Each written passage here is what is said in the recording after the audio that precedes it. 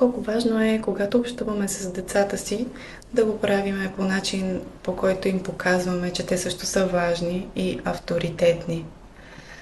Така им помагаме да почувстват своята лична отговорност.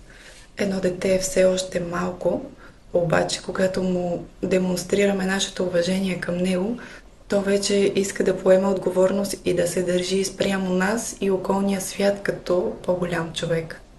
Това помага в неговата вътрешна увереност, отговорност. То само се стреми да развива своите качества, за да бъде един по-добър представител на хората. В стремежа си да зарадва своите родители, той мобилизира вътрешната си сила и активност и наистина се превръща в един по-добър човек.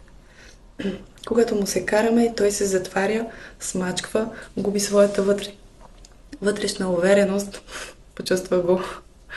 И след години ще му е нужно да се занимава с вътрешна работа и психотерапия.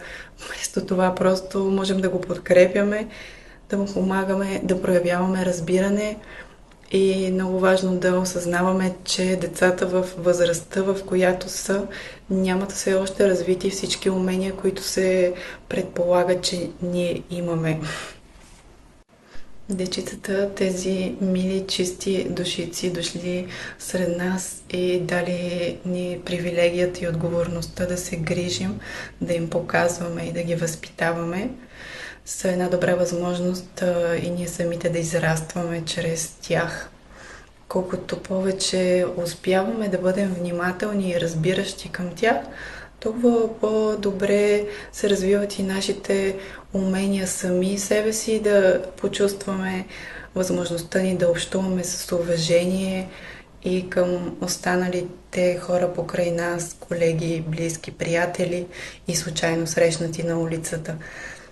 Така че децата са ни една огромна възможност и ако отделяме дори много мъничко време от деня да помислим, да разсъждаваме, да разговаряме с човек, който има подходящи компетенции или да прочетеме нещо в книга или в интернет, е изключително значима инвестиция, която можем да си позволим, за да живеем в едно пространство на повече любов, мекота и доброта.